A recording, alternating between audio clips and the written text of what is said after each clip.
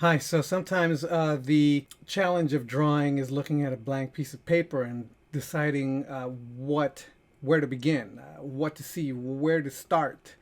That's what we're going to be talking about today. Hi, my name is Luis Escobar. I'm a storyboard artist on the Simpsons television show. I've been working on the show for over 20 years now, and I'm here to empower you.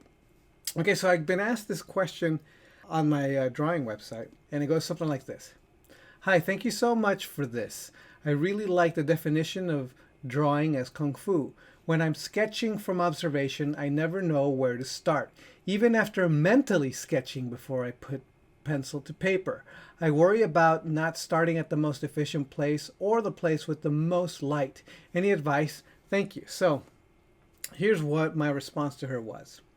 And I'm going to show you visually some of the things that I'm talking to you as I'm reading my response to her.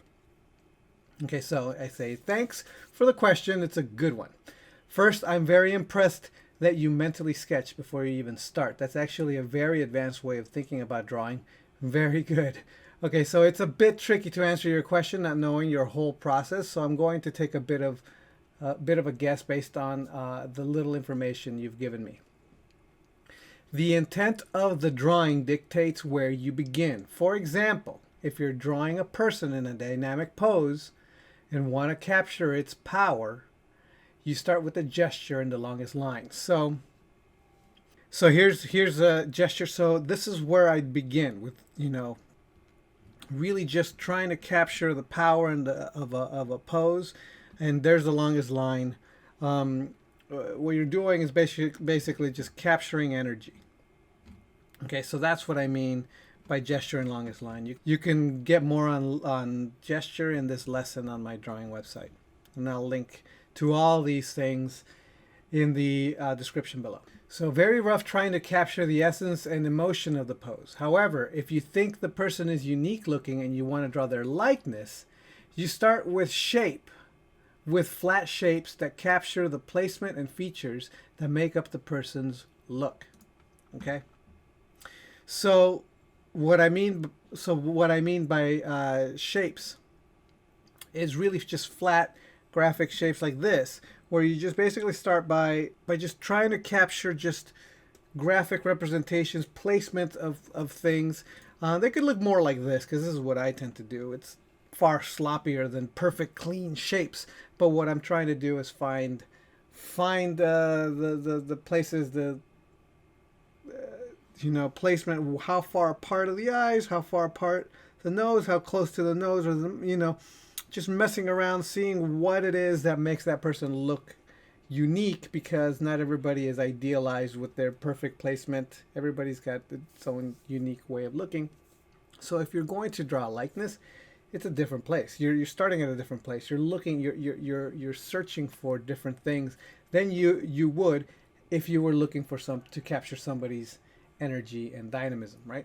If you're looking to draw environments, then you sketch in a frame and quickly start placing the flat shapes within the frame that make up a composition you want to create. So again, here's an example of what I'm talking about. So you have this frame here, and then you just fill it with rhythms and shapes and stuff.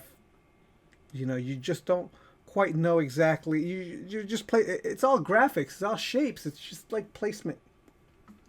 And then afterwards, you can take it and develop it into something much more worked out. So, for example, here's what I would do: get some reference, and then you have a more complete drawing. In all these examples, you start with the big picture, a light sketch of what you want to say, a roadmap of where you're taking your drawing. No real detail. Only once you have that down, you can then start mapping out things like darks and light areas, as well as solidifying the drawing to look more structural. Then at the end, add some detail where there's needed. I hope that helps. Again, not knowing your process and not knowing what you know, I'm taking a guess at what you might find the most useful. Again, thank you for your question. Always start with big picture. Always start with things that aren't completely final. Don't start with thinking that you're going to start with a final drawing. It really does depend on what the picture wants, what the intent of the drawing is. And all of these things, they're all different ways in approaching, but the thing that they all have in common is that you're starting rough, that you're starting as an exploration rather than a final finished drawing to begin with, okay? So that's what I would recommend. If you found this video valuable, I would like to encourage you to return value for value by becoming one of my patrons over on Patreon.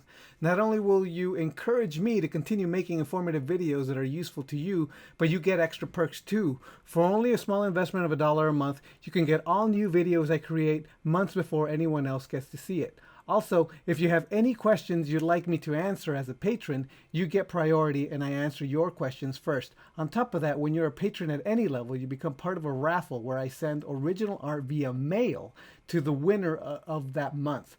The higher your tier, the better your opportunity to win. Higher tier patrons also get access to any art I do in high-res JPEGs and also full access to PSD files to any work I do, including the PSD files of these videos. Currently, there's a huge backlog of downloadable files you can get, so right away you're going to get quite a lot of bang for your buck.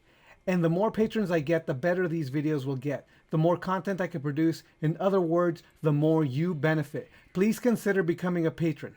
Thanks. The link to my Patreon is on the screen and in the description of this video. I hope that's been helpful, and I will see you next time. All right, bye.